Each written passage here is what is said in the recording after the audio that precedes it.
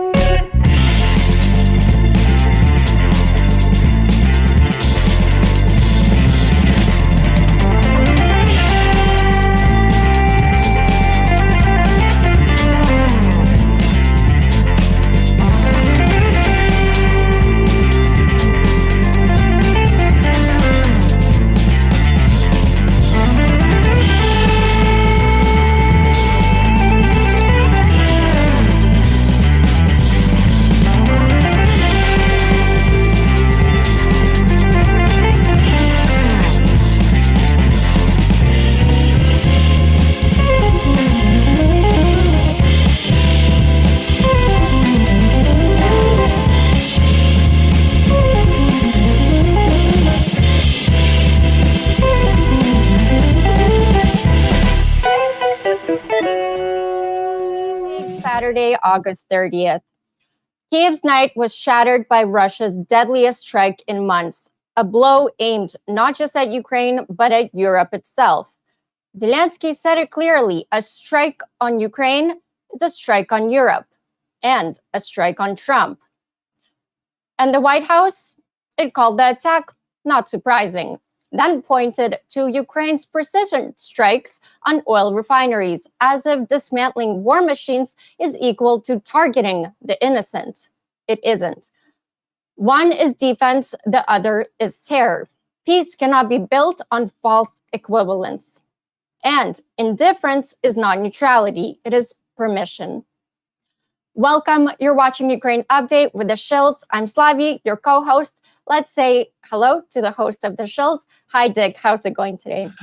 Going well, personally. I wish we didn't have these big attacks to talk about and stuff. There's a little nonsensical talk about some peace stuff, as if Vladimir Putin would ever agree to anything other than give me what I want. But lots of shells getting over. There is some good things, some good Ukrainian attacks, some successful stuff as well. And then there's the big question. Trump's health, how bad is it? And is he even still with us? Because, wow, people are running wild with that one. So, yeah. I was going to add the Pentagon pizza tracker and talk about it. But I couldn't find a segue from the attacks, but we'll talk about it. Yeah. Commander McMillan, how's it going? It's going pretty good. Bionic settling in, nice, feeling good? Oh, yeah. I'm hobbling around fairly easily, and I can go up and down stairs without having to do the one step at a time kind of game. Cool. So I'm pleased with progress. And then we have Johnny. How's it going today? Going pretty good. Ukraine is beating Russia everywhere where it matters. Just excited to talk about those news. Oh, thank you for being here. So where do we start today, Slavie? My first thing was to talk about the strike that happened, and it was a huge strike. It happened after Ukrainian Independence Day. During the Independence Day, Russia did not strike because Carney was in Kiev, as well as Kellogg. Yeah. So obviously they didn't strike. As soon as they left, Russia unleashed 598 drones. I'll repeat it again, 598 drones and 31 missiles. It's a lot. Yeah. It killed at least 23 people, including 4 children, and dozens more wounded. It was hit across multiple districts across Kiev. I think the rescue efforts are still on the way, still ongoing Yeah. to today. I saw some current pictures that were only about an hour old, half an hour before we went live, and there's people combing through. Yeah.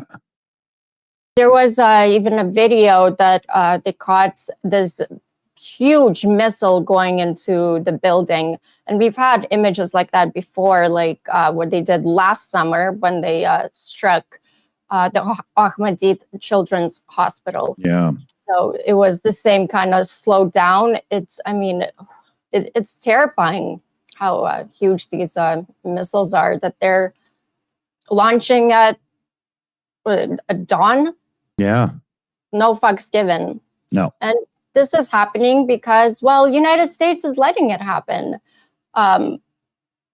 Nothing, no strong condemnations from the White House. Trump went missing for about 3 days. And then we had Caroline Leavitt comment on these attacks. And she said, well, that's to be expected. And she put it was equivalent to, well, Ukraine is striking the oil refineries. Yeah.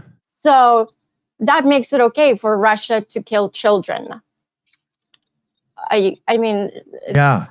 I don't know how out of touch you need to be to have this kind of moral equivalence, because Ukraine is striking the oil refineries to stop Russia's war machine. So they don't have fuel for their military operations. Yeah. And Ukraine is doing a fantastic job, 20% at this point. And it's the only sanctions that are actually working. They're actually effective. Yeah. Yeah. Yeah. There was some. Go ahead, please. I think it's worth mentioning that everything that Ukraine is doing militarily is beneficial for United States economy. For example, when Ukrainians, nobody knows who really did that, but it was a result of the war in Ukraine. And some say it's Ukrainians, but they destroyed the Nord Stream, the pipeline of gas that goes to Europe. United States took over those markets. We started sending SPG gas, which is a boom for our gas industry. Right now, United States is pumping oil like crazy, drill baby drill, which Trump is in love with. And all of this is kind of possible because of this kind of war in Ukraine, the war, and only because of Ukrainian actions, the way they destroy Russian oil industry, Russian pipelines, they're cutting off these oil pipes that go to Europe. United States goes right into that and benefits from this huge, rich European market. Yeah. So being an ally of Ukraine, it's a great benefit to United States. And it's kind of sad that the president is not maybe he's seeing, but he's not interested in that clear benefit.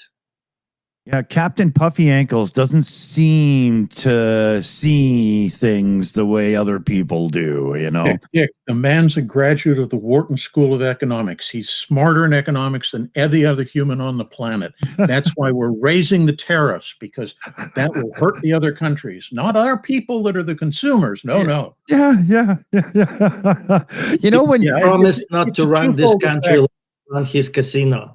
Yeah, Yeah, to add on to what Johnny was saying, it's a twofold effect because not only is the destruction of Russian oil infrastructure better for the US because we're one of the major exporters of oil around the world, it's also crippling Russia's ability to prosecute the war because at this point, the vast majority of their income comes from foreign oil sales. And as of last report from Institute for Study of Warfare, somewhere between 17 to 20% of Russia's oil infrastructure has been destroyed so far. So it's definitely having an impact. And for Russia, these 20%, they're crucial because Russia is so heavily dependent on oil and gas exports. Like United States exports a lot of oil. And what Ukraine is doing is benefiting United States greatly, but not to the point like how crucial it is to lose 20% of oil to Russia, because almost all of their economy is based on that. You know, our Google corporation is 3 times as much as all of Russia, right? Our Apple is 5 times as much as all of Russian markets, right? So when they lose 20%, it's crippling for them. Well, another part of it is that it used to be, prior to the war, one of Russia's big sources of foreign income was military sales. And the one thing the war has done is highlighted how bad Russian military equipment is. So nobody's buying that garbage anymore. yeah. So that also further puts just- that onus on keeping the oil infrastructure at peak efficiency for them because it's the only income they're getting, really. Yeah. Just to add on a small point to that, Russia does benefit greatly by selling weapons. And somebody made this report that a few years ago, Russia sold $9 billion worth of weapons worldwide. And they compared that to Disney that sold $19 billion worth of just movies worldwide. Yeah. Yeah. Even though this superpower So you're Russia, saying that Disney should start manufacturing weapons to take up the slack. maybe. I've got the Mickey Mouse limited edition RPG. I'm surprised that doesn't already exist, to be honest. I think it does exist that Commander Macmillan knows more than he's willing to divulge. Oh my gosh, I just the complete out of, but since we're talking about Disneyland, you're not allowed to die in Disneyland because it's the happiest place on earth. Do you guys know that? Yeah, so if you die at like a theme park, they don't pronounce you dead. They have to wait until your body is carried out, and then they'll pronounce you dead because you can't possibly die in the happiest place on earth. So you're not dead until they throw you over the fence. Yeah, I mean, they're gonna try to resuscitate you, but if it's not working, like you're not dead. You're not dead until you leave the park. I just learned that recently. I'm like, wow, That's interesting. crazy. Yeah. All the strange rules that go with Disneyland. It just goes to show you can't trust that flipping mouse, you know?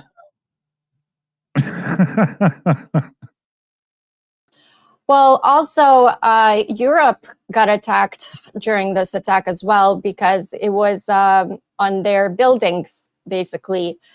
And Europe, there's been a lot of talk. We're back to talking, you know, just when it seemed like, yes, Europe is, you know, doing stuff.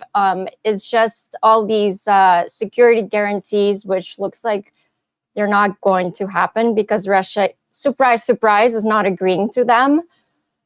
So, yeah, these security guarantees is not happening, but Europe as well, they need to be providing the money to Ukraine so they can get American weapons.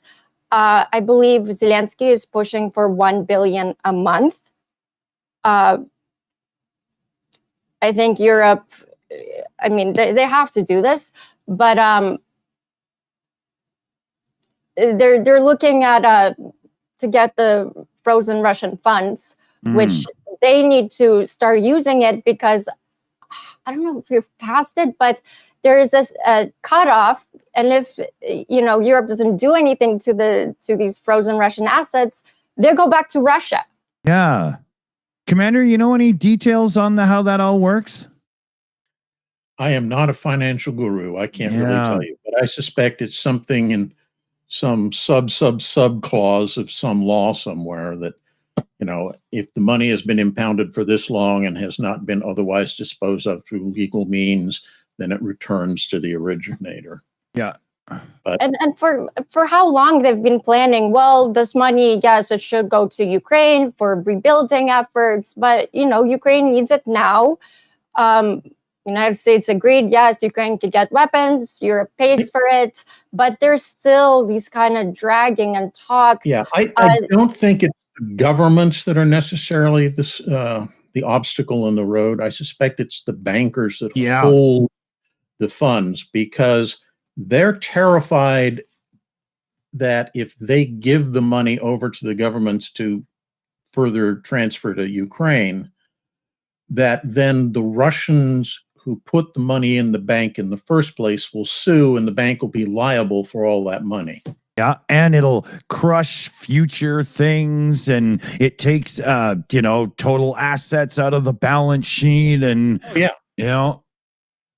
yeah, man, big business folk don't like that kind of stuff.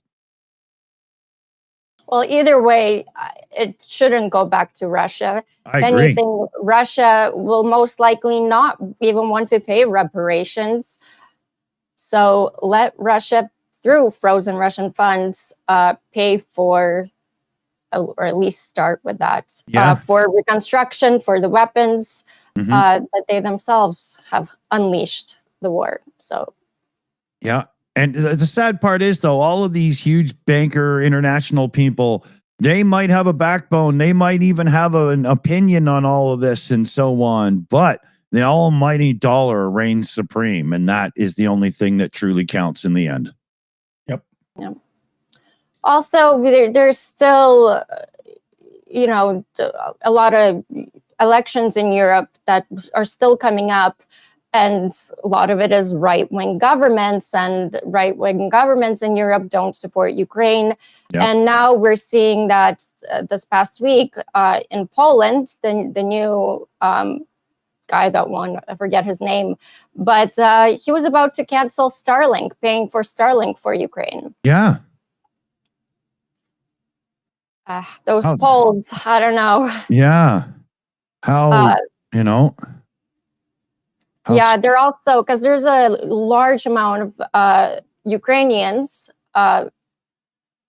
in Poland, and I think they're taking away their benefits now as well, unless they're working in Poland. So Poles aren't very nice to Ukrainians. I've talked to many Ukrainians that are that had some insane experiences in Poland. And it's too bad Canada isn't closer and easier to get to, because it's pretty calm over here. Come on over, folks. We're good about it. Yeah, historically, Poland has had kind of a checkered history with regards to its relations with Ukraine. Yeah. Sucks. They also want all bandera symbols banned in Poland, so Ukrainians can't talk about bandera, and it's wow. But it's all Russian, a Russian push of propaganda on Poles. Russia really amplifies these tensions that have been historically between Russia and Ukraine. The Poland and Ukraine. We do have, checkered history. It was a history of wars, and there was genocides on either side between Ukraine and Poland. And of course, we're trying to enter the era of peace of both Poland and Ukraine. We want to live in a new civilized society. Forget the past. Go forward. And it's true that Ukrainian hero Bandera, he is a controversial figure, and for Poland, he was born in Poland, and he was rooting for establishment of independent Ukrainian state, and he was, to Ukraine, he's not to Poland, he's not a hero. He's a hero of Ukraine, but Russia will not let any of this rest. They're going to amplify it. They're going to use it against Ukraine. They're going to use it against Poland as well. When Polish are engaging in these talks, they're repeating Russian points. It's going to hurt Poland. It's going to hurt Polish-Ukrainian relationships, and that's what Russia is good at. They're going to capitalize on it any way they can. It's just so odd to me how Poland is treating Ukrainians. It's like you want to fight Russia because Poland and Russia have pretty contentious history themselves. Like I don't know if they have ever had any warm, friendly country relations. But you want to fight Russia yourself, please. Go ahead. Because you're next. Hey, Dick, is there anything we can do? Oh, is it working now? Yeah. It should be. Is it still not streaming to your channel properly? It's just the rerun of the title screen. It's a rerun of the first video. How we do the fast forward the thing because it does that with me sometimes. It's fine. You just the red ball just okay. No. Okay, you're right. Yeah. It happens to me. You just need to catch up with it. I'm a noob. Yeah. I mean, so in either country, there are people who Russia will be able to radicalize, to recruit, for their purpose. And for Ukraine, it's so painful because Russia has been able to organize this raids on Ukrainians, to stop the border between Russia. Geez, I keep doing that, between Ukraine and Poland. So by investing in just this misinformation into Poland, Russia has been doing tremendously for themselves.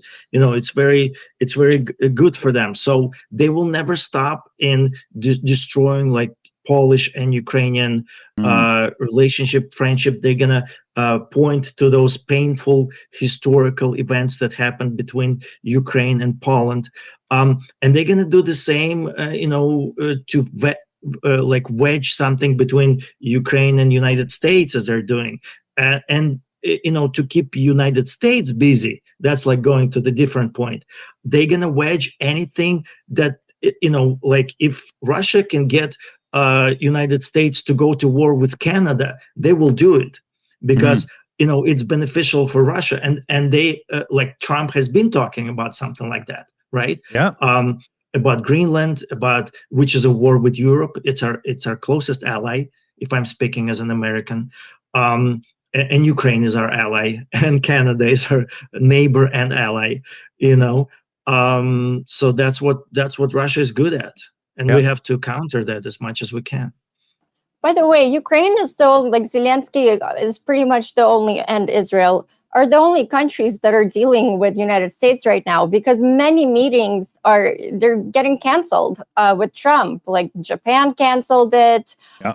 I mean, we saw the disaster with the South Korean leader last week, how Trump, of course, was praising Kim Jong-un. I was going to say Jinping, but yeah, Kim Jong-un. And he's sitting there and he started making fun of Trump. He'd be like, you two should definitely hang out for sure with your best friend. Of course, Trump didn't catch on to that, but it was pretty smooth. Yeah. But everything, all the meetings and all the deals is getting canceled. Nobody wants to really deal with the United States. Also, I don't know if you guys saw, but a lot of countries in the EU are not shipping any packages anymore to the United States. And also, can we get some more information on that? Because I also read that message and I trust it. But like my Republican friend, he said, "Oh, I just received something from Italy." So is that like countries, like officially countries are not shipping, but individuals, they can still ship something? Do we have any more details on that?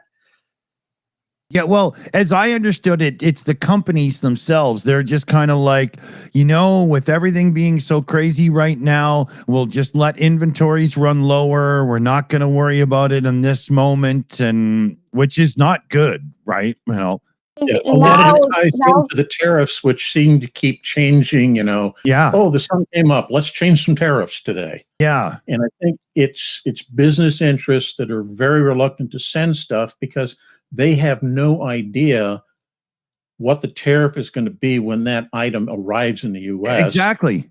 And they could be on the hook for some of that. Yeah, Captain Poopy Pants could fuck them up with one morning on Shitter or whatever he calls that service, right?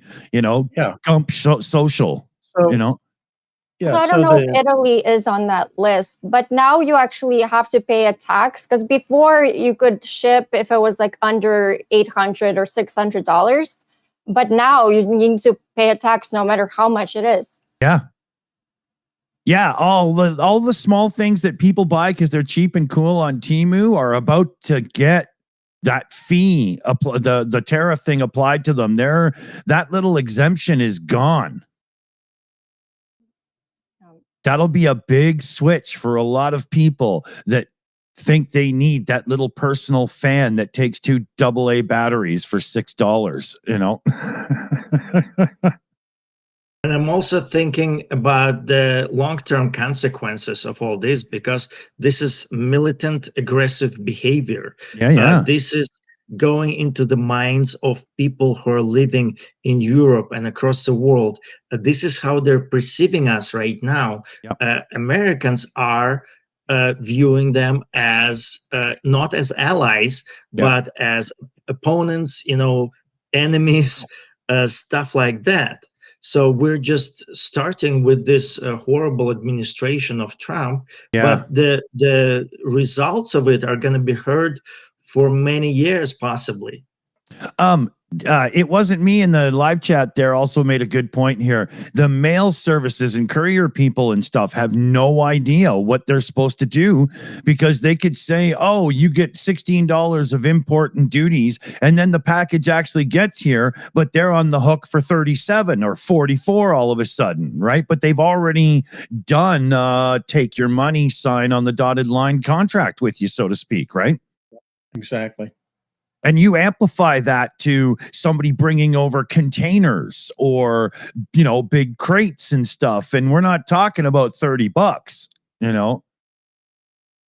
So, yeah, good point. Good point. I want to make a couple of shout out announcements here. So first up, we got Petra Olsen in with 269 Swedish kroners with love to Ukraine. And with so much love, it will be put right into the fund pile. Thank you very much, Petra.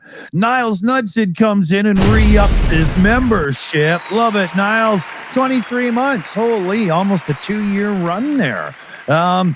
We've got Niles giving away memberships all the time, too. So big shout out. Kathy and Brent just switched over to our Patreon with a $10 membership sign up. So huge thanks there, guys. Awesome. And our Patreon is going to be a place that you're going to want to be a member of. There is a free tier, so it's not like some paywall or something. And we can now properly stream private sort of members only videos to Patreon. And there's a live chat and all that kind of stuff. It finally is proper. You don't just have to do like an unlisted on YouTube and then you can watch it through Patreon. It was so stupid. So we're going to start doing some stuff over there. So you'll want to make sure you head over and get your name down in the list. But yeah, thanks everybody. Oh, wait a minute. There's one more now. Silly me. Let's see here. It is, what service am I looking for? Oh, look at that. We got Steve Walsh in the chat coming in with a $65 direct drop into PayPal. Boom, baby. Greetings from the road, just outside of Kentwell, Arkansas, I think. AK Arkansas, pretty sure. Love you all and glory to the heroes. Oh, big shout, Steven. Thanks, man. That's awesome. That'll sit good in the funds. Now, speaking of funds, there's our shout outs. Oh, no, wait a minute. Kathy and Brent just showed up to be Shill's Masters here on YouTube as well. So, wow, huge thanks there, guys. That is freaking awesome. I think I'll hit this one, and I'll hit this one. Very cool. Thanks, guys. That's awesome. Now, I've got a couple of cool things to show you. So number one, the Car for Ukraine campaign for fall, autumn, whatever, has started. You can see our goal for this is 3,667 there, because we're together with a couple other channels to go for a rocket truck again this time. Right. And rocket trucks are a little bit more money, so it helps to, have a few people working towards it. So we'll get the link in the live chat for you, and hopefully we can get a few into that. That would be awesome. Now, I'm going to show you something cool. We've been talking about this for a bit. Here is the auction for the painting of Operator Starsky that our own Dunk did. So let's see, painted, whatever, right? So let me just zoom this in for you. There's an auction running. Rick the Ukrainian's running it on his auction thing. So we've got the link. I think it's the one that's pinned in the live chat. Yeah. And you'll see it there. Starting bid is $200, and it's like Dunk's Got Talent. That's a seriously cool painting, right? It's really cool. So I highly recommend you all check that out as well. And then we do have a fundraiser going on. You'll hear more about this on Pub Chats. But for our moderator team and research team and everything, because a few people need a few things. So we've got that running as well. That link will be in the description and thrown into the live chat. But today, being Ukraine update, we're very much focused on these two right now. The Autumn Harvest rocket truck fundraiser and the auction for the painting of Operator Starsky. So yeah, I'm caught up. There we go. Kitchen cleaned. Show may awesome. Continue. Yes. Why don't we go to a couple of questions as well? Good call. All right. First question is from Jamie Snow. To the panel, how do we start to convince the United States of America that they are causing World War III? We'd probably have to speak into a flabby ankle.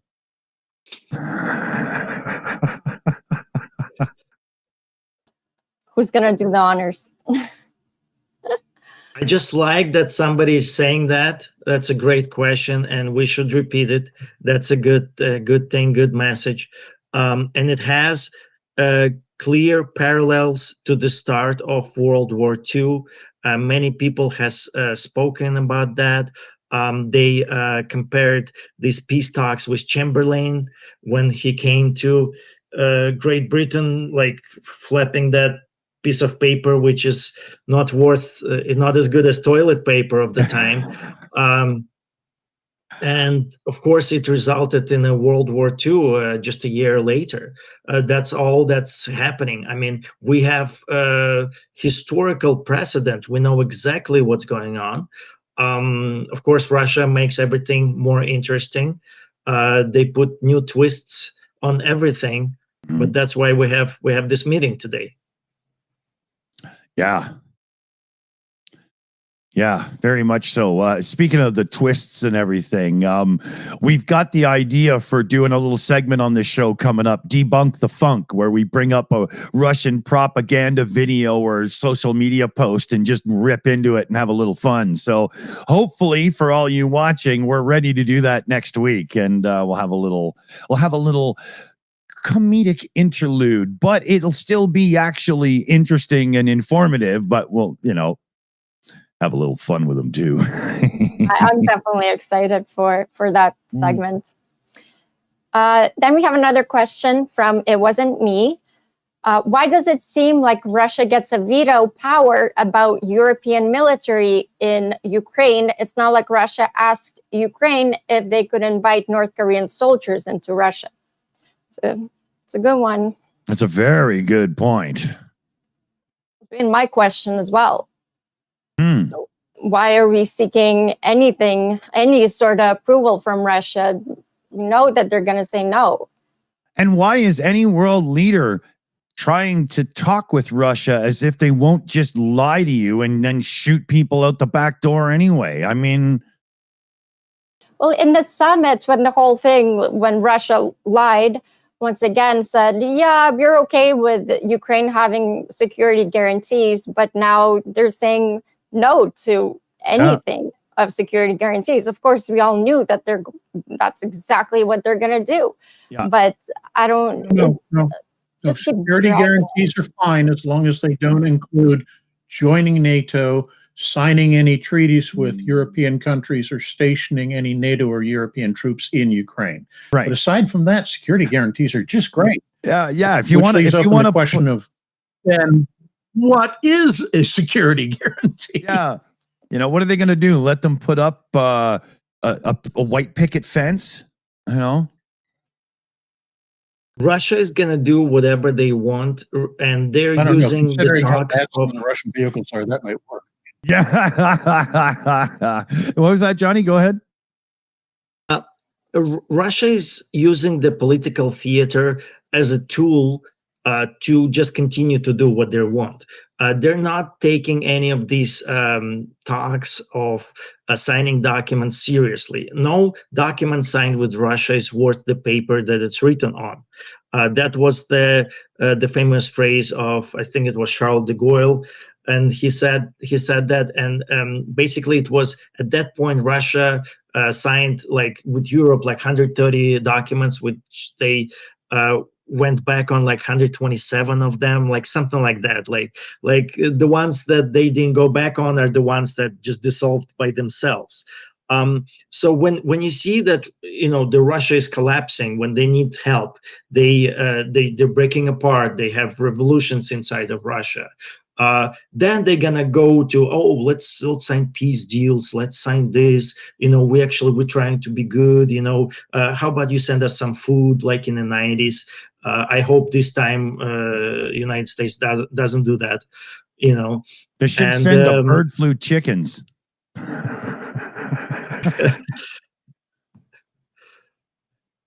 Yeah. By the way,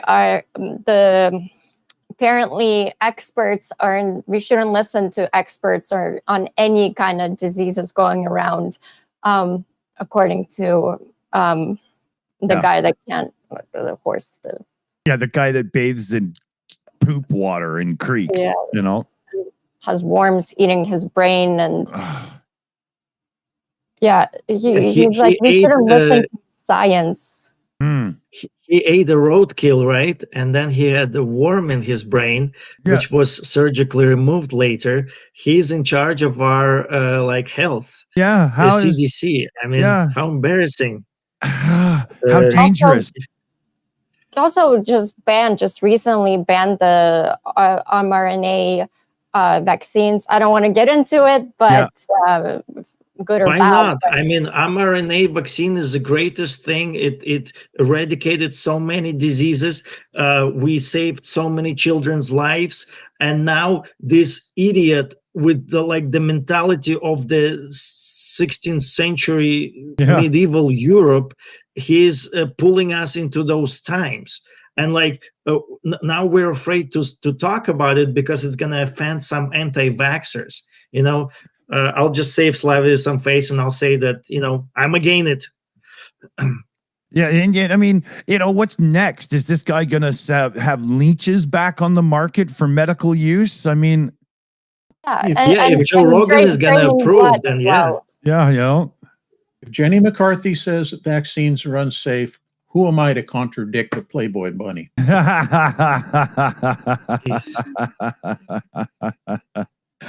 Well, if having champagne with one, I might agree. But seriously, that's kind of where the anti-vax movement got its start. because she became a popular figurehead that people could rally around. Up to then, it was just individuals who didn't trust the government or medical science. Yeah, it makes you wonder, is like Wakefield her uncle or something?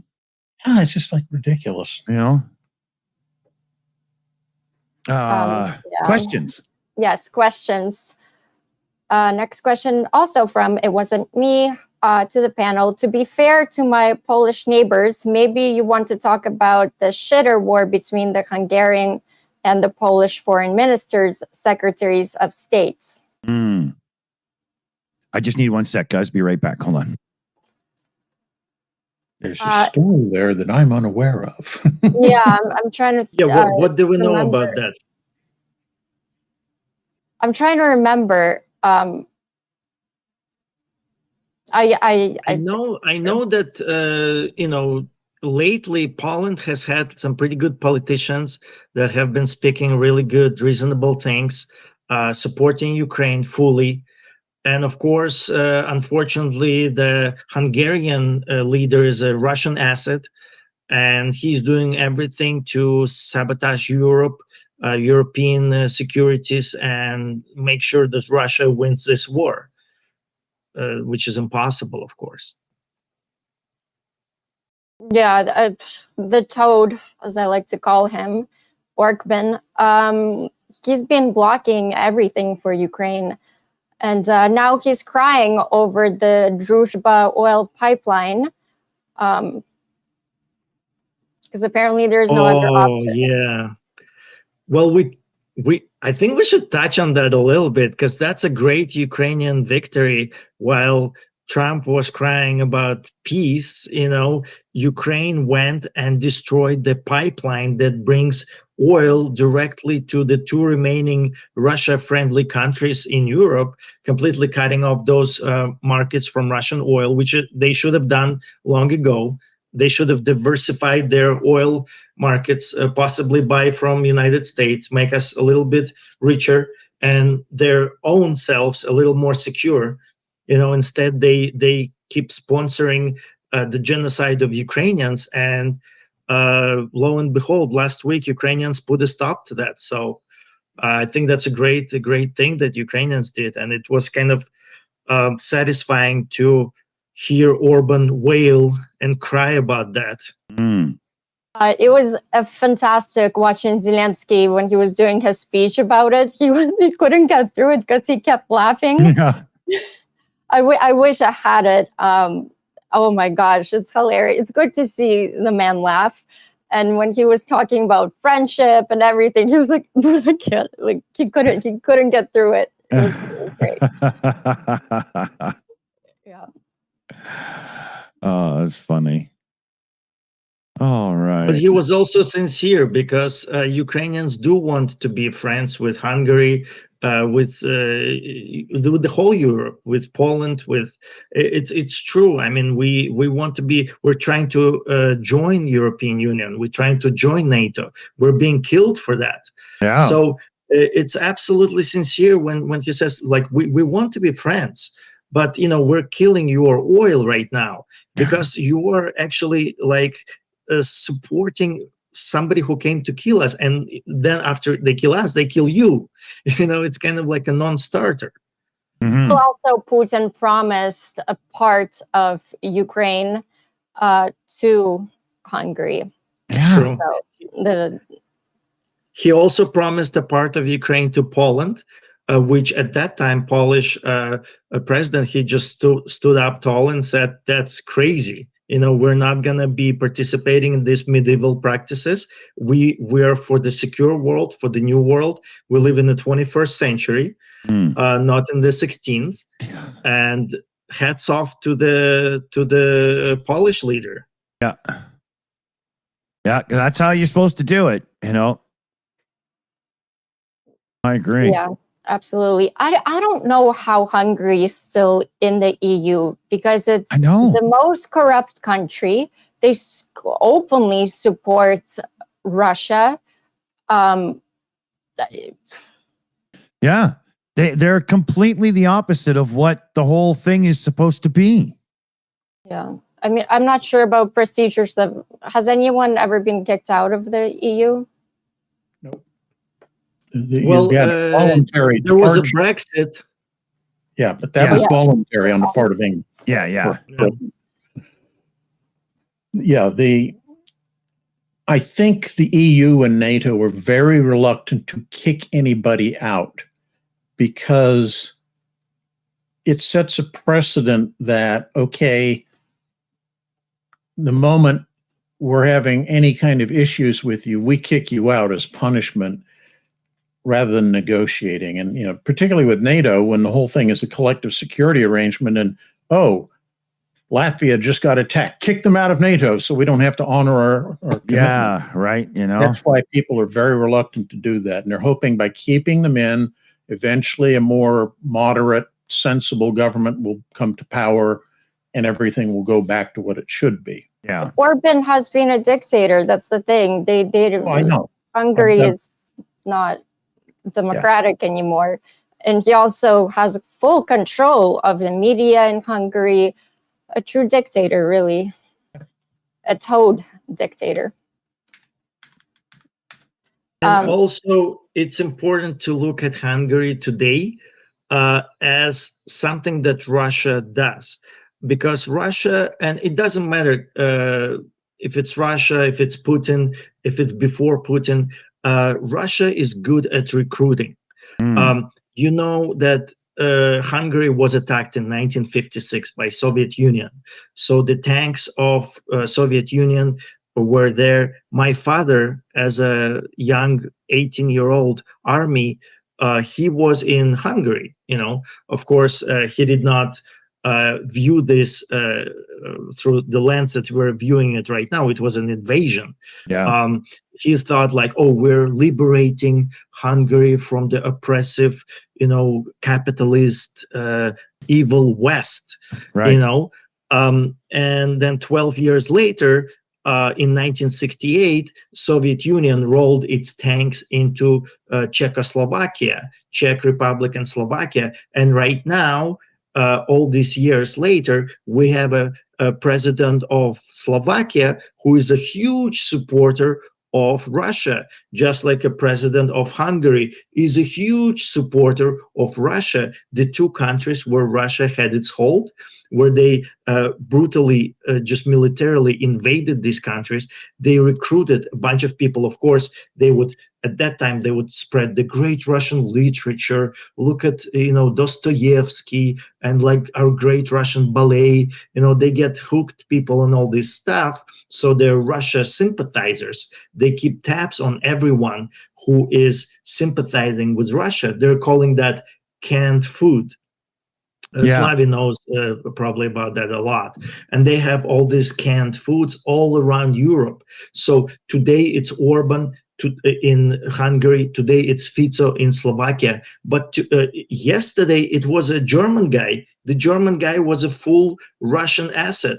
You know, we just got elected a new guy who is not, you know, but tomorrow it could be somebody in France. Right now, Trump is definitely a recruit of Russia KGB. He's a Russian asset. At least he's doing everything as one. So it doesn't matter if he is or isn't really, you know. And we should be prepared for what's. Oh, definitely. For what's coming. But while this person's still here, because they just got muted, so they might be gone. There's a viewer in the live chat, Alina Zavatnik Kisser or something. I can't remember what the username is. But just because you're being such a good little troll in the chat, you get the troll snail. I brought him out of retirement. This is right for you. There you go. Now sit down and let the adults talk, will you? All right. Oh, her name is Alina the Vatnik Kisser. Oh, I played with the second part. Okay. Yeah. It's just me being a jerk, but something or other, just, you know. I believe it. I notice that the snail is crept on you, Dick. Well, also, the next question, thank you to Spider Fella. for bringing this up. And it's saying, do you know much about the murder in Lviv of a key Maidan figure, Andrei Parubin? I did see this morning that Zelensky said that he's gone. Yeah. He was parliament speaker. It was a targeted shooting. It was a guy that was dressed in a courier uniform on a scooter. Yeah. He shot him, and it's sad. Last time I checked, and it happened in Lviv. Yeah. And last time I checked, they're still investigating everything, and the city is on lockdown. I mean, obviously, they're gonna turn it inside out now to find. But who's behind this? I mean, you know, it's probably Alina's the Vatnik kisser in the chat there, right? No, I think we all know how this happened. Yeah. I mean, yeah, this guy, he was the main politician behind Euromaidan.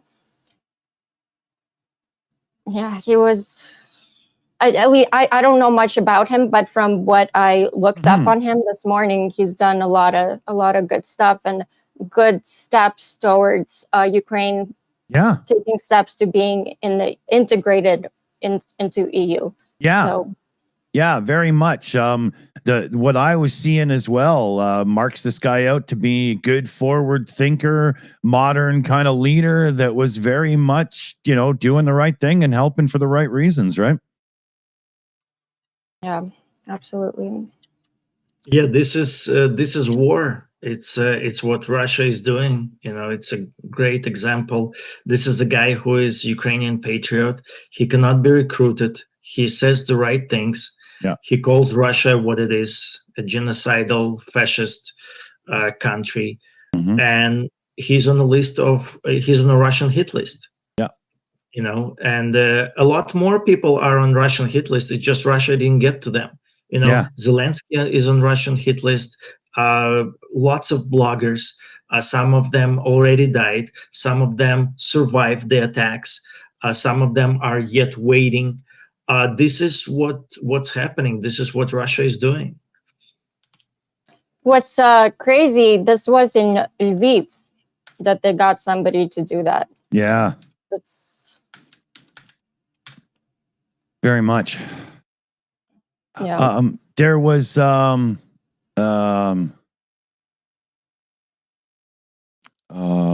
shoot. I forgot to leave my links open. See, this is why Zelensky was all about security of the country. When people are complaining, anti-corruption protests, he's a dictator. He was worried about national defense. Yeah. Ugh. Yeah, you have to think in terms of war. Russia is not playing games. They're gonna shoot you in the street, and they're gonna use your neighbors to do it. They're gonna pay them. They're gonna lie to them. They're gonna use whoever they have the canned food. You know, they're gonna uncan that food. They're gonna use it.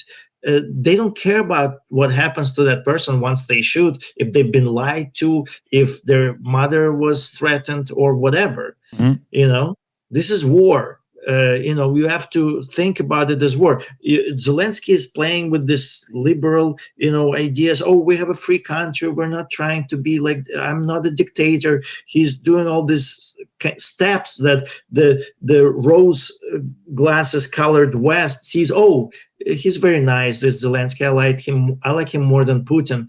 But this is a brutal war. You know, and some steps are absolutely justified what Zelensky is doing. Yeah, man.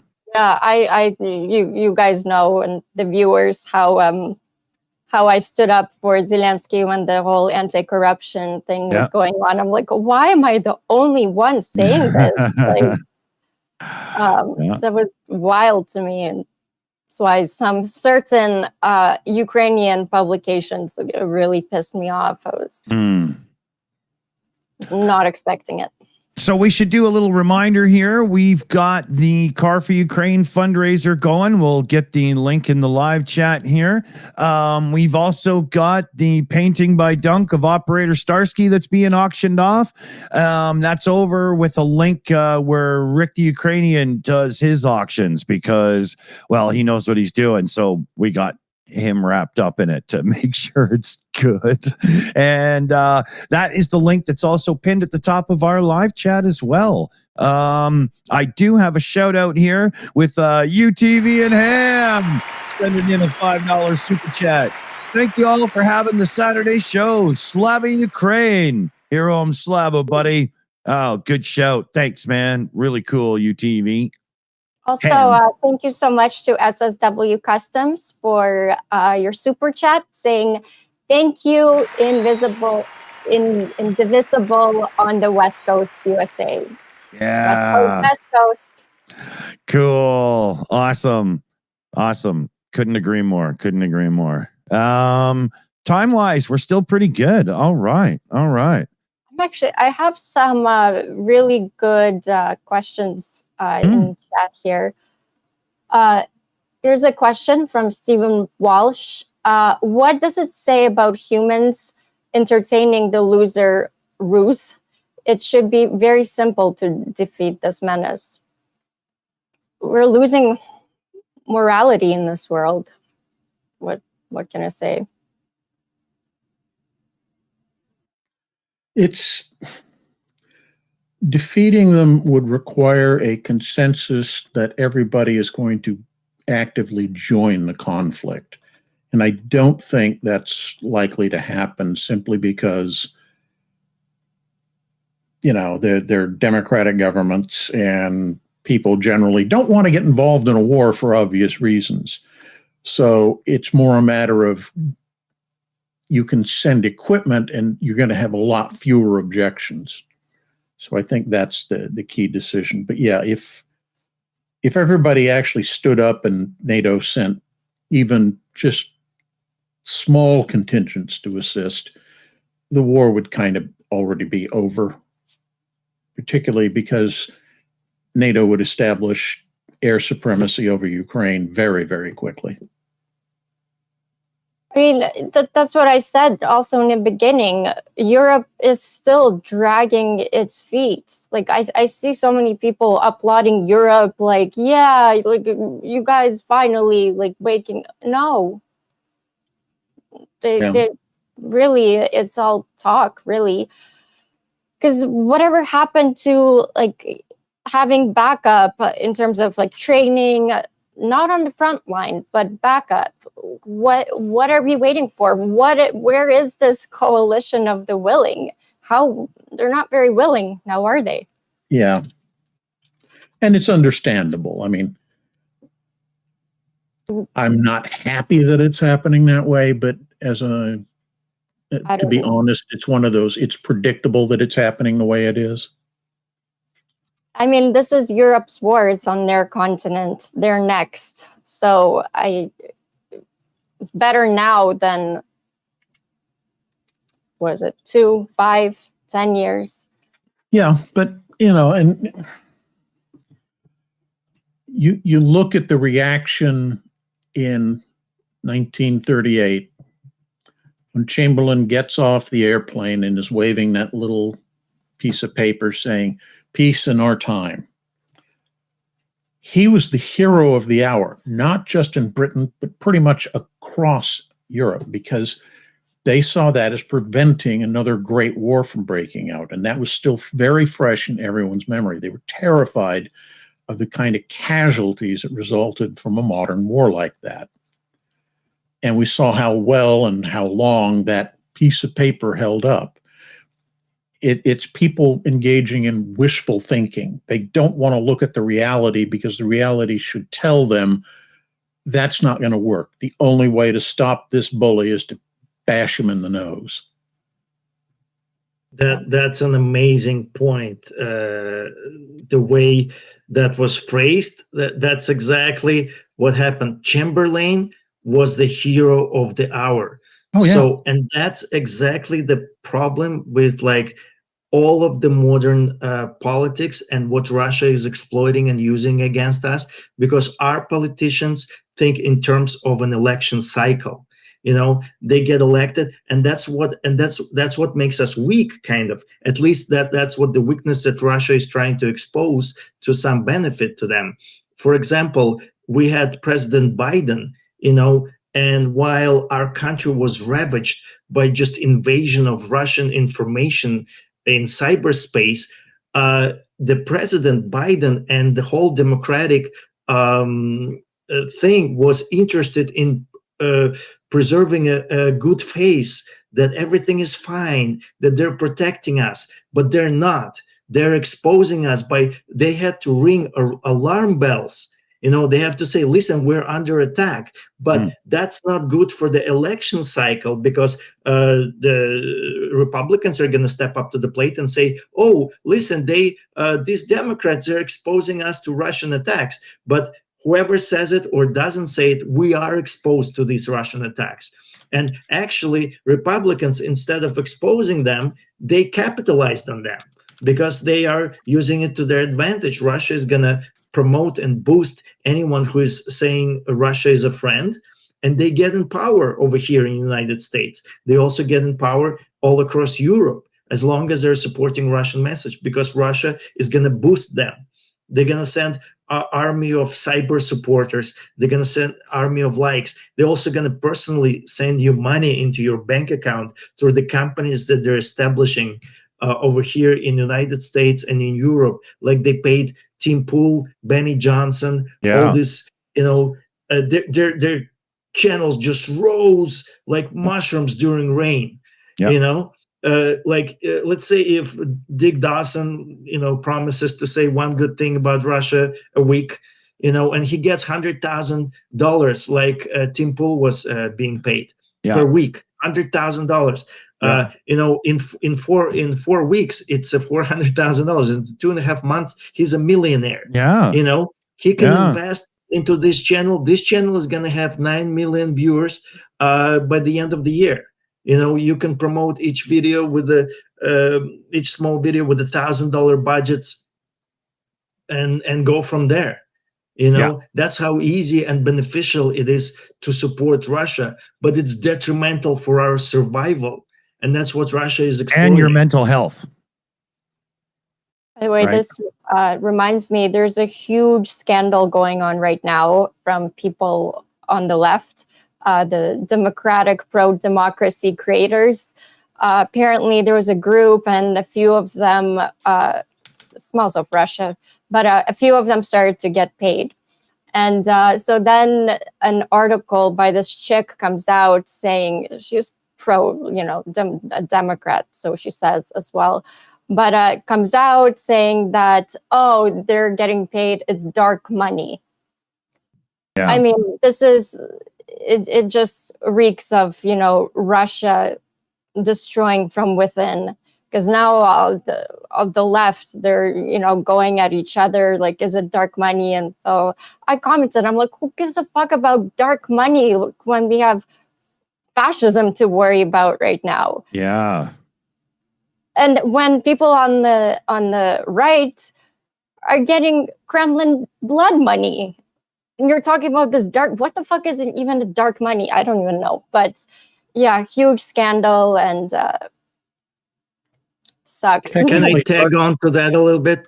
Or after Commander? Of course. To answer her question, dark money means money that's not traceable. Yeah. Can I tag on to that a little bit? We actually...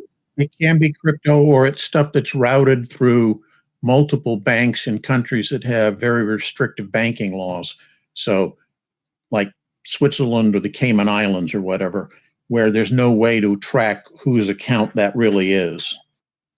By the way, it's not, a bunch of these creators came out and said this isn't like dark money, and whoever is actually getting paid, because a lot of them, it's like some fellowship, like to just, be better, to try not to be the loser side now, because the left was really, lacking certain things when during election and stuff.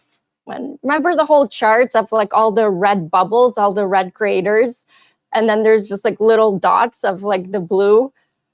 Yeah. They're just trying for that like not to happen while the right is getting funded by the Kremlin. Like, are you kidding me? Yeah. Yeah, Tim Pool is such a scumbag. I bet his own pecker won't get stiff for him when he wants to sit down at the computer and watch OnlyFans, you know? I think he even accepted rubles at one point. I wouldn't doubt it. They didn't say who it was, but Tim Pool, like, let's be honest here. He's the most moronic one of them. And he accepted rubles. Ridiculous. Yeah. Man's a human walking pile of dog shit. Also, Broadcast Cat is saying, good one to bring it up as well. Have you heard the Germans think that Russia's flying reconnaissance drones over the country to scout out military infrastructure? Wow. Yeah, I heard that they were flying them over Germany, and I was like, how is that possible? Are they doing it from Kaliningrad, or like how are they getting their drones over Germany? Wow. Why isn't Germany shooting it down?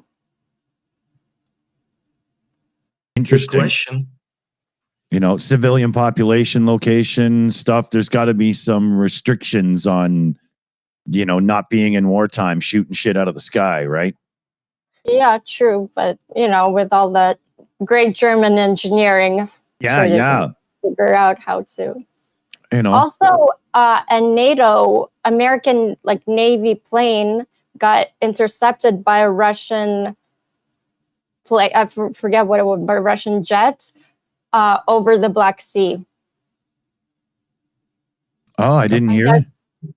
Yeah, I guess NATO was doing its operations over the Black Sea.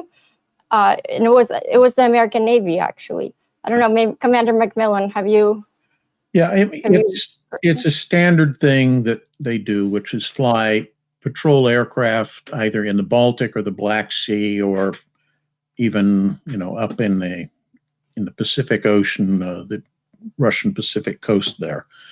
And it's just a patrol to see what they see and monitor things. And it's not unusual for the Russians, just as when they did it to us, we'd do the same, to send out an interceptor to go just shadow the guy around. Yeah. A, it's letting him know, hey, I see you. You're not pulling any fast ones on us. And B, to try to intimidate that country into saying, well, maybe we're going to stop doing this. Is it normal or usual that, I wish I knew what plane it was, but it was on the American plane. It had a missile attached to it at the bottom. That probably would suggest that it's a plane off of a carrier, but there are no carriers operating in the Black Sea because it's the Montreux Convention prevents them from doing that. I suspect it would be like a P3 or a P8, which are maritime patrol aircraft. They're long-range aircraft that'll stay out for, 12, 16 hours flying patrols, and they use radar and sonobuoys to just see what they see out there and report it back. So that's probably what it was. That makes sense. Somebody saying it's British, and if it was British, it's probably a Nimrod then. That's the aircraft they use.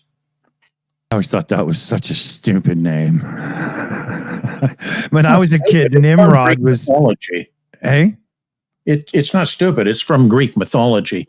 Yeah. And the Brits have a long history of using names from Greek mythology. But when I was younger, Nimrod was, you're insulting somebody, right? I didn't know that. Yeah, exactly. But I suspect that the old codgers who came up with the name were completely oblivious to that fact. Yeah, they didn't realize they were calling it a dumbass.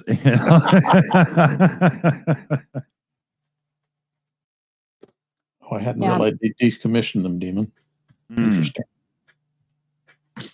Also, right now, the Brunel Venice Film Festival has started, and another year, another payment by the Russians to be in the festival. They put up a Russian flag. Got all these flags, I guess, participating countries right in the middle. That ugly ass Russian flag I mean, it just shows. And they have big Russian director showing a few films as well. But Russians have been paying off that specific festival. I don't know if you guys remember last year, they did end up or played Russians at War, the Trofimova documentary. Yeah. Which they ended up canceling. It was a whole thing for Toronto Film Festival, but Venice Film Festival specifically did go on and play it because it's art, apparently. And if anything, it's so they always say, "Oh, we don't want to be political about things," but if you're doing politics here, it's. There's a Greg Terry in the chat there. Hey, buddy. He was saying, 100% RU recon drone. And it's crazy good, sorry to say. I'm pretty sure we're talking about Germany here. The second comment to that was, looks exactly like a bird. So that's something definitely designed to be flying around in cities and, populated areas, right? Oh, yeah. Interesting. I got to look into this more. God. But there's got to be a way that it gives itself away. Like somebody will figure it out for sure, Oh, he says it over his head in Ukraine right now. Oh, okay. Yeah, I wasn't sure. Yeah, that sucks. Yeah, looking just like a bird. They're flying Wow. these drones over Ukraine freely? Yeah. Yeah, he just saw it. So if we can get back to this Venice festival, I saw that flag. Of course, I felt the embarrassment, it's in Venice, Italy. And important point to keep in mind right now that Russia is investing in any kind of information space, especially lately they're investing into movies and cartoons. They're producing their own movies and cartoons. They're also paying directors in Hollywood and across everywhere to put Russian messages into their films. Like if you are a movie director, if you are some kind of producer, you're short on funding. Russia is not short on funding. They don't have money to do water or toilets in Russia, but they always have money to spread their message, Russian message. Yeah. So every time when you turn on TV, when you watch a movie, there's some Russian something showing up. Not all, but like what happened at the Oscars, and when a movie needs funding, and it's in Hollywood, it's tough to get funding these days. Yeah. But they just swoop in to save the day, and they'll be like, well, you need to put this, and that in the movie, and then you'll get your money. And yes, I mean, there's morally corrupt, people everywhere. Oh, but for the most part, Hollywood can't stand Russians. But not everybody has the money to make a movie. So they can't stand millions of dollars that Russia will pay. Yeah. And if they cannot stand $5 million, Russia will do $20 million. If Russia is very interested in putting their messages out there. And all the little bits add up, right? Exactly. And they have successes. It's paying off because to launch one day of missiles onto Ukraine, it's $1 billion for Russia. Yeah. So they definitely, if they give you 20 million today, it's going to save them $1 billion tomorrow. It's a very good investment for Russia. And for a regular person, it's also very subtle. The way they do it. People, it's not, you don't have some star standing up saying, the Russians are wonderful people. What you get is something like the movie showed Russia as being a country that invaded somebody, and instead they changed the name from Russia to Krasnovia or something. Yeah. It's really subtle like that, but you're not thinking of Russia in a negative light when they do these little changes. That's what it's all about. Yep. And then especially there's a lot of films like Russians at War where they'll be like, oh, this fucking obsession of the West of showing both sides. The both sides need to be shown. And Russia knows that. So they're like, yeah, look at our soldiers that are killing and raping little girls, Ukrainian little girls, but for them.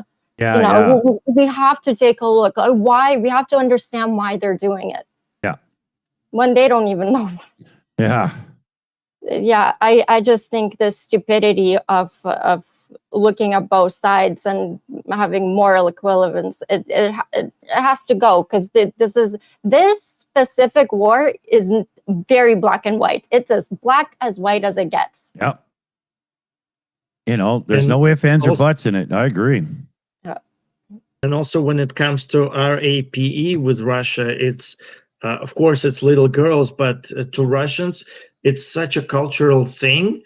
It deserves its own stream, but basically it could be boys, it could be girls, it could be people. In first month of invasion, it was old man up to 73 years old and a baby 10 months old, you know. So it was all those stretches. In fact, the one for 10 months old baby was recorded on a phone and sent out to their relatives. So look what I'm doing. And then it went around the world. Graphic warning, guys. Yeah. It's brutal. Yeah. Let's not dwell on this one for long, just because, you know, I mean, the world must know. Yeah. But just a warning ahead. And it's kind of, definitely the warning, but also it's kind of troublesome that Russia is doing all these things and they're kind of counting on us to be civilized, and our audience are being very fragile. So we cannot even talk about those things, because that's not even the worst thing that Russia is doing, you know, and they're counting on us to be like, pussyfooting all of this. And I understand that. I'm not trying to put this into people's heads. I know people who were close to that issue, they lost their minds. You know, I think there was this lady who was in charge of like children's safety in Ukraine at that time. She completely lost her mind. They had to like retire her because she could not process, and she was kept saying about, oh, children, RAP, children, and they're like, stop saying it. You have a duty, you have a job, and she couldn't get out of it. And Russia made fun of her for like not being able to, to process it emotionally and just losing her mind. And Russia said, look at these stupid Ukrainians. They're all saying, and then they also said that what she said is not true, that Russians are doing that to children, because that's a crazy person saying that, as she was crazy at that time. Yeah. So I bet we have a few more questions we can get into here as well. Yeah, we do have to be careful. You get on the bad side of YouTube by talking about things that are a little too nasty, and whoa, do they get angry in the background? You know, I definitely learned that, even showing images of like when a missile hits like Kiev. Yeah. If you show those images, no visibility on those videos. Yeah, and I learned that.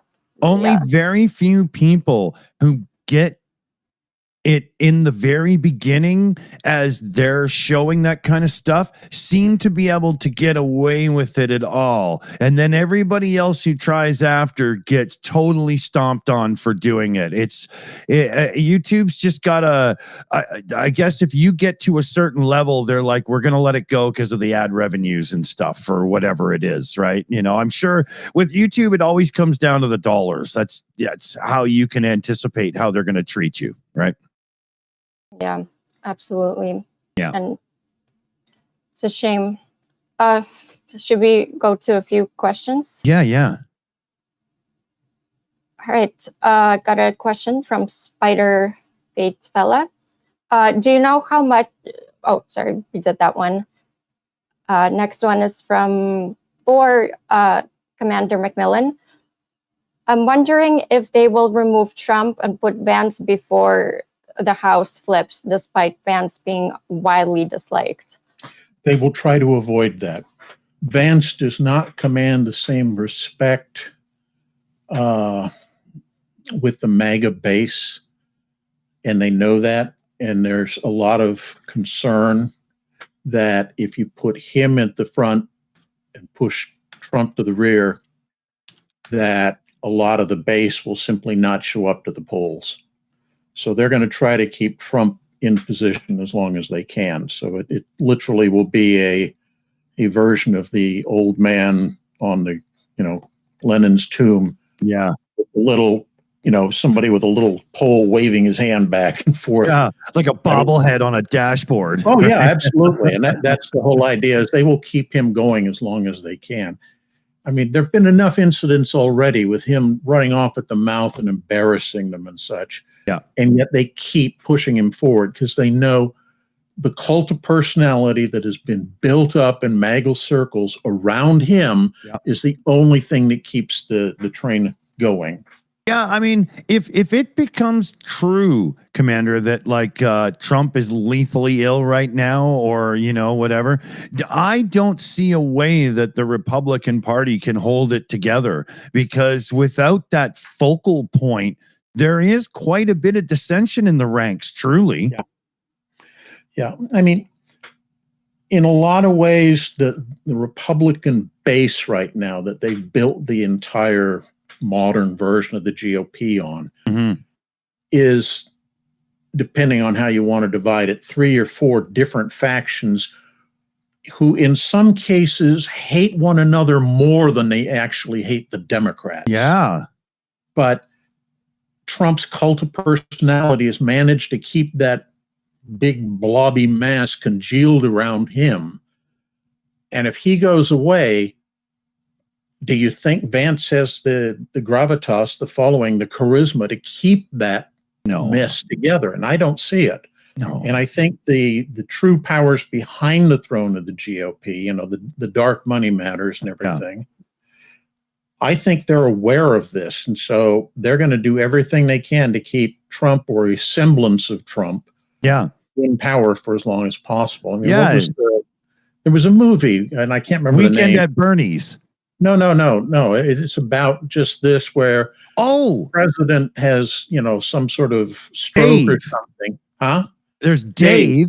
Thank you. And then there's also, they did it, what's his name there?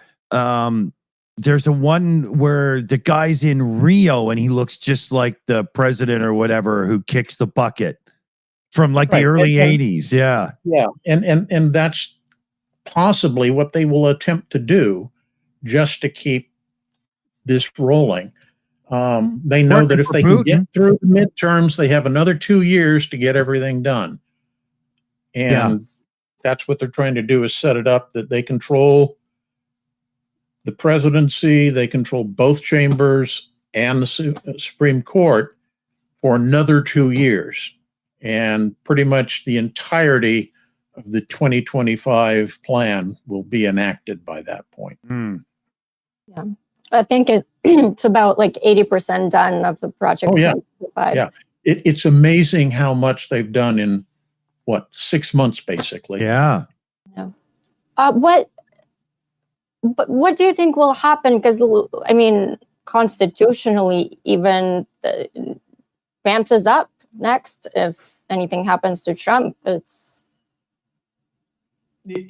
assume that Trump either is declared incapacitated or dies. Vance comes to power.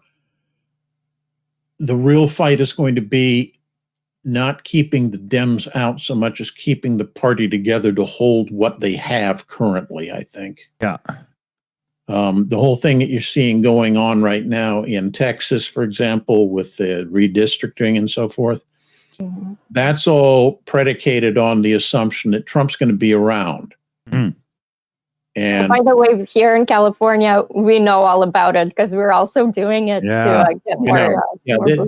The trouble is Newsom is under an enormous pressure to get it done quickly because he has to get it approved by voters, unlike Abbott, who just gets to, stand on his little pulpit and declare this is the truth, and everybody proudly, like Texans, salutes. Yeah. People going to vote in November on this. Yeah. But then you have to run it. When exactly in November? Early. 7. It's usually like the second or first Tuesday in the month or whatever. Because my birthday is in November. Maybe I'll get a good birthday present. Cool. Everyone is going to be kicked out of the... I hate to be a pessimist, but don't count your chickens before they hatch. Yeah. I hope California pulls it off, but because they are going to the people with it, this is no guarantee. Right, but it's two-phased. The first one isn't, we're going to do it, approve this. The first one is simply to get approval to attempt to put it on the ballot. Right. So it's really tight. And there are other states, blue states, that are considering trying to do it as well. But for example, New York being a case in point, they actually have to change the state constitution to be able to do it. Yeah, I think somewhere else too, they've already put themselves in a position where it's an independent body that does this. And there's no way to really do it without constitutional changes, which is, that's a big ask over something like this. But it's a worthy fight. I'm not sure where I'd land on that, Yeah, no, it's true. So it's a case of let's hope and see how it comes out. Yeah. Quick reminder here about the Starsky portrait auction that's going on here. Dunk painted that. Little backstory. Why do we have a portrait of Starsky that was painted? Well, we have a Ukraine show because of meeting Starsky and starting to do Ukraine update every Saturday. So, I think we're one of the first channels he was even a guest on. It was right in the beginning, as soon as everything started happening and tanks were crossing the roads. We met Starsky about 7 days into the invasion or something. So, but yeah, bidding starts at $200. It's a proper acrylic on canvas, as you can see there. And yeah, it's a really, really slick painting. Dunk did some seriously cool work. Yeah. And the link to it is the pinned comment in the top of the live chat. That's how you get to the auction. I'm just glad it's not an oil painting of baby Starsky. That's a creepy little comic thing we've got, eh? We have a couple of good things to debunk here. Can we please bring up the false rumor of Ukraine sending developmentally disabled people to the front? Lately, it has been more spread around. Thank you. This is from SSW. The other way around. Yeah. The Russians are definitely sending mentally impaired people to the front. Yeah. I mean, we've seen they're missing limbs and everything. I mean, they're sending not only orcs with missing limbs, but they're not even giving them weapons, just meat waves. Well, they're targets. But this just touches on something I wanted to talk about, so I'm going to move the conversation in that direction. But originally what they would do with some of these medical infirm cases or old people that they knew weren't going to be able to cope, they'd use them as recon by wet body. Send them out, see where the enemy guns are when they kill the guy. What they're doing now is sending out small parties of between 4 to 6 personnel to infiltrate through Ukrainian lines to a pre-designated assembly point behind the lines. So you send out lots of these little 5-man squads, and they get through and they congeal in that one area, and that becomes a base of operations to attack Ukrainian front lines from the back. Yeah.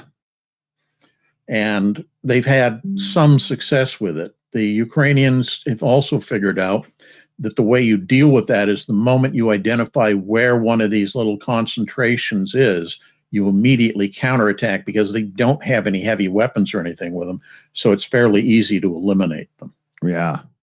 I also saw that Russia is sending a lot of HIV-infected orcs as well.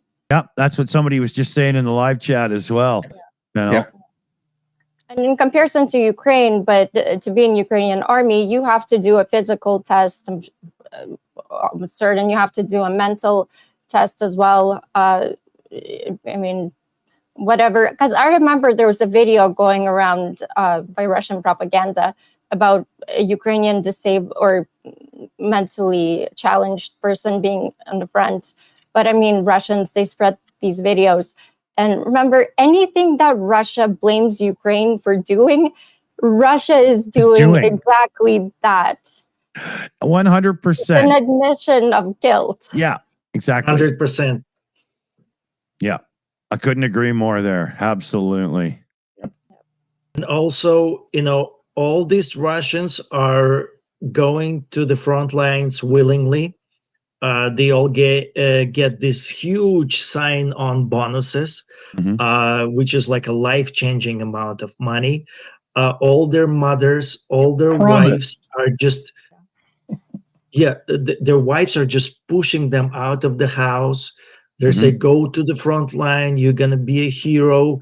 I don't know, Slavie, have you seen that video? It was going around just like last week about this mother. Basically, this guy, Russian guy, he's recording his mother grilling him for not going to the front lines. And he looks normal, like a normal Russian guy, maybe IT guy. He doesn't look like a killer, like a murderer or anything like that. So he puts his mother on the phone, and she's just grilling him like in a toxic way, like, you're trying to survive but you're killing us. We live with the shame of you not going to the front lines. What are you afraid of? You're a coward. You're killing us. You're gonna be a hero. You're gonna get a medal. You don't love your country. And it's just going on. It's like a video is like 2 minutes, but the toxicity of enormous. Wow. It's, in the second year of the full-scale invasion, there was a fantastic, very chilling documentary that came out called Intercepted. And it was intercepted calls between Russian orcs talking to their mothers or wives back home. And there's full conversations of them, and it's listening into it is very tough, but I recommend for people to watch this documentary to understand Russia, how they think, because it's, I mean, you have wives telling these orcs to go ahead, rape women, do whatever, and then kill her. Like, wow. Exactly. Yeah, it's, then there's, you know, women, Russian women. There's like a podcast going around, and these women are, you know, basically made a business out of, I guess, marrying an orc. He goes to war, he dies, they get the money, they go on to the next one. It's a whole business in Russia. Wow. And that's only 2 businesses that are booming right now in Russia is, you know, Russian prostitutes getting married to orcs, And then the other one is a funeral business. Oh, That's yeah. like mafia ran huge funeral business. Mm. Another thing that's a corollary of this is because such high bonus payments are being promised to the Russians that join up, that those people are leaving the factories in defense industries to go to the front. Oh. So there are cases where a plant that's producing tanks, for example, has had to cut back to a single shift because they don't have the workers to make 2 or 3 shifts, which is the Wow. normal way they did business. Because there simply Holy. isn't anybody to run the factory for them. Yeah. Wow. That's not sustainable in their present course of action. You think?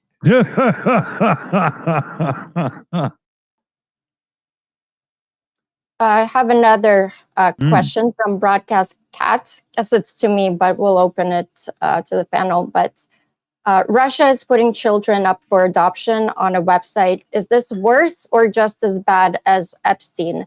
And why are the MAGA not up in arms about this? I don't want to go which one is worse. Yeah. All crimes are, that has to do with sexual exploitation and human trafficking are pretty fucking horrible. I will say that what Russia is doing with Ukrainian children, they're doing it openly. Yeah. Epstein, at least at the time he hid it. Russia is doing it openly, and what makes it so much worse, the world knows about it. Yep. And does nothing. So that's pretty brutal. I have to say that's bad. Should be reason enough for other countries to be involved. And why are MAGA not up in arms about this? About Epstein list, or well, about the whole this topic of conversation in general is because they're not allowed to be, because Trump is owned.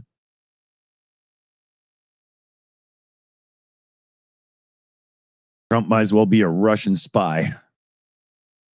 Can I bring up a quick news story of yesterday? President Zelensky officially signed a law that enshrines the term Russism for the first time at the state level.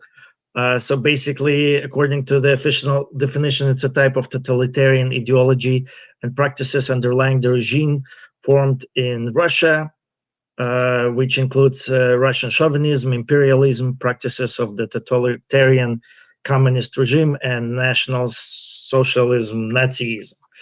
So, as a term, Russism exists now. We're not just a bunch of angry Russophobes. We're like champions of academic sociology studies. There we All of go. us here, we're just, we like to study, sociology, political science. We're students and teachers, and one professor over there calling himself commander,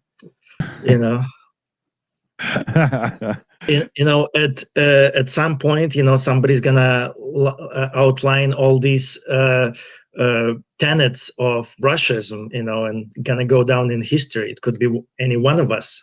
Not me, because I'm not organized enough.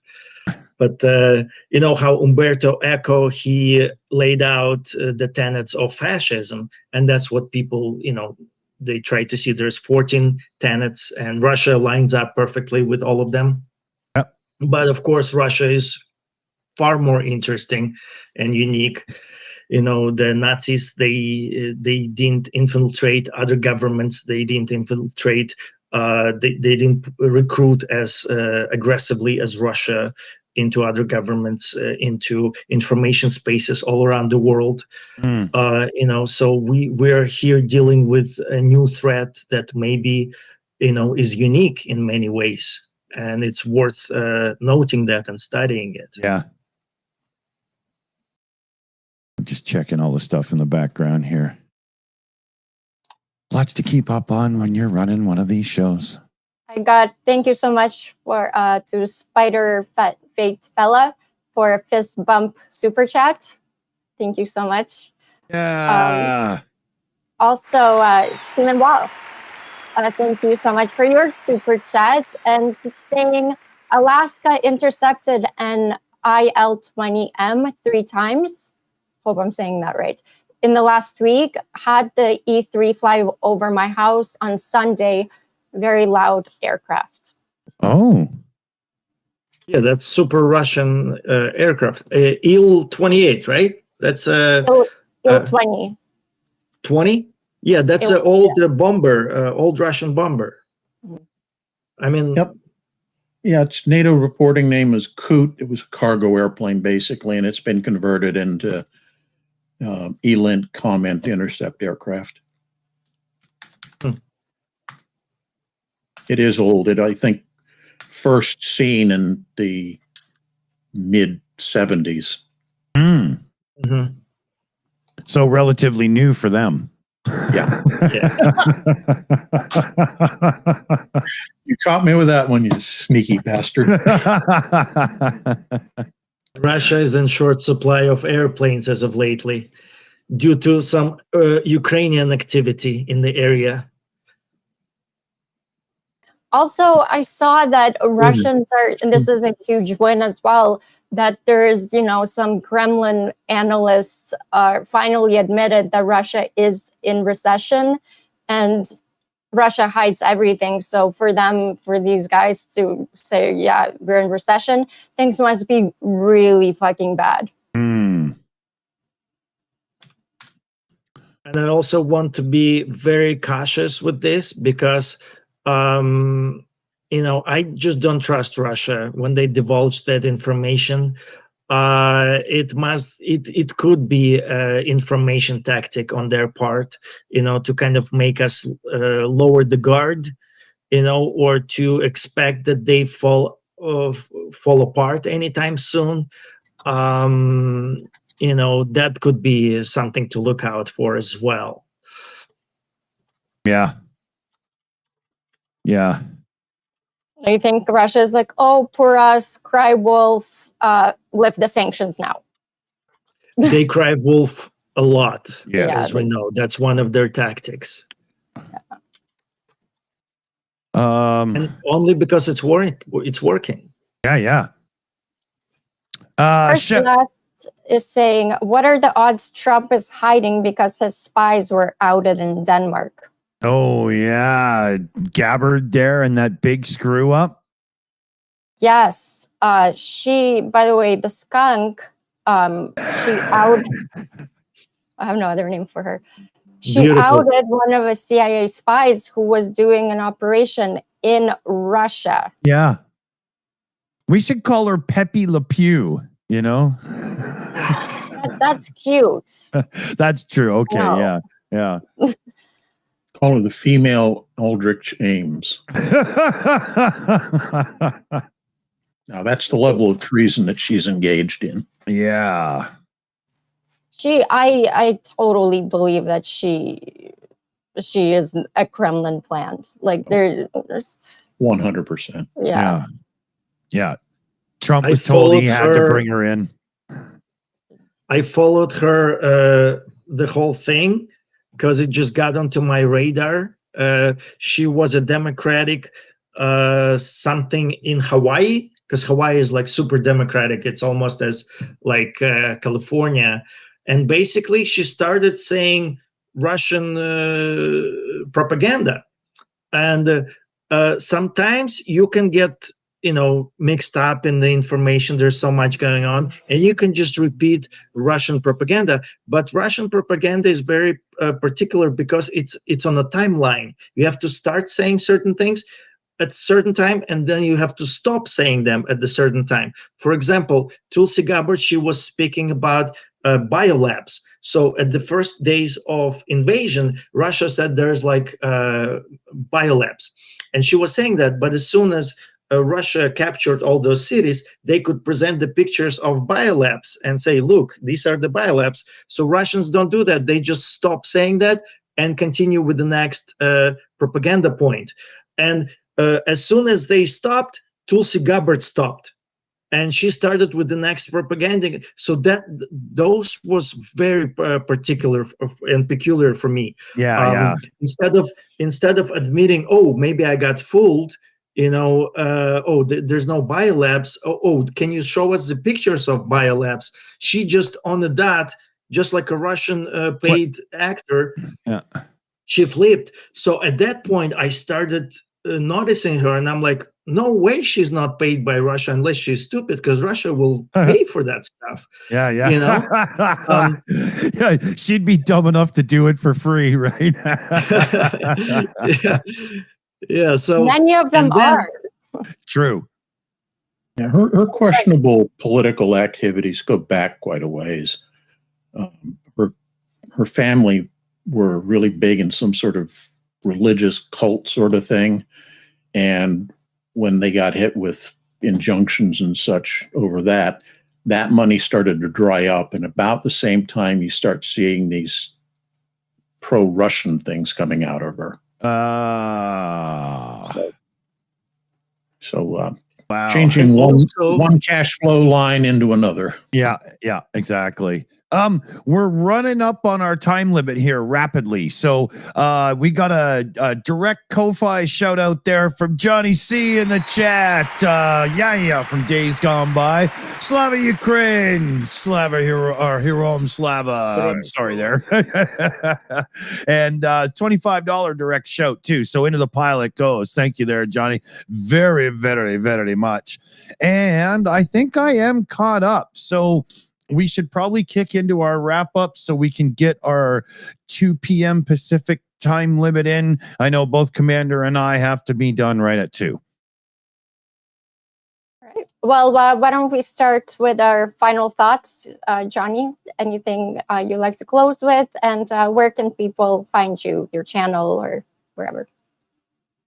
Please come to my channel. It's Young Ukrainians on YouTube. If you just do @Young Ukrainians at YouTube search, you should stumble up on my humble channel, but it's kind of growing as of late. After last stream, we gained 33 proud supporters of my humble craft. So I'm now at 85. All right. Yeah. So come on, say hello. We're doing interesting, there's nothing more interesting than study of Russianism these days.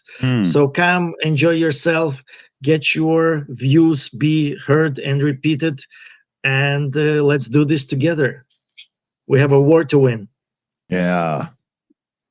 Absolutely. Thanks so much for being here, and hopefully we'll see you back next week. Thank you. Cool. Commander Macmillan, any final thoughts for this week? 2. One of them is that it appears that the Russian attempts at conducting a summer offensive have pretty much petered out without any notable successes. They're still pushing, but not at the same level of effort that they were prior to this. It looks like both Ukrainian defenses held, and in particular, some very specific Ukrainian counterattacks did enormous damage. Yeah. The Russian assault columns. So just thought that was an interesting point that we hadn't mentioned. Secondly, my usual urging of people to keep in contact with their elected officials, regardless of whether they're red or blue. Just keep deluging them with requests to, continue to support Ukraine. Every little bit helps. Absolutely. You can email, call, text. I always say send a pigeon, but better you call or email. Whichever way you can voice your support for Ukraine, for the leadership.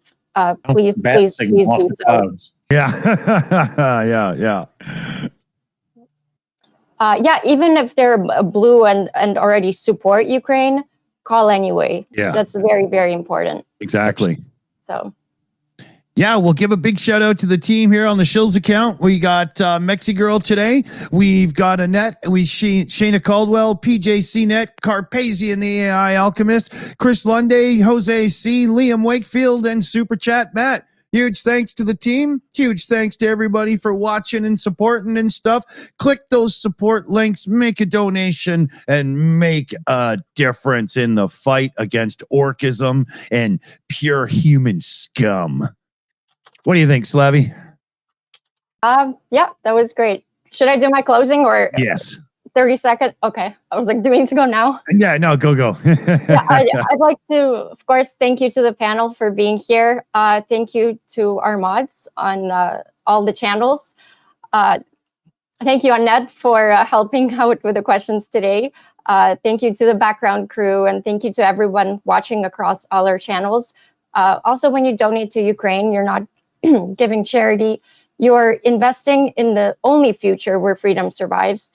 When you support this channel with all the channels, with memberships and super chats, you're not just backing a live stream, you're funding the fight against propaganda, making sure truth stays louder than lies. When you share, comment, and like, you're pushing that fight further than any missile can reach. This isn't about watching the news. It's about shaping what comes next, because Ukraine's stand is the world's stand. If Russia wins with terror and lies, every democracy loses. If Ukraine is victorious, then so does the idea that the truth and courage can still change history. So stay with us. Come back next Saturday to all our shows. Subscribe if you're new here. Thank you for being here. And to everyone, please keep showing up, because peace isn't handed down, it's built, and every one of us has a brick in that wall. So on that note, God bless America, and Slava Ukraini. Heroam Slava. See you soon, everybody. Take care out there.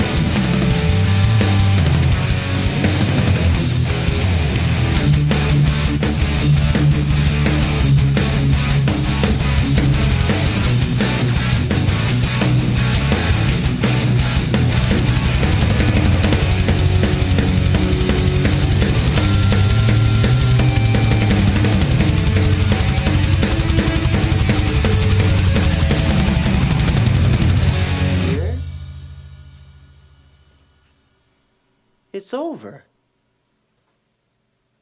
Go home.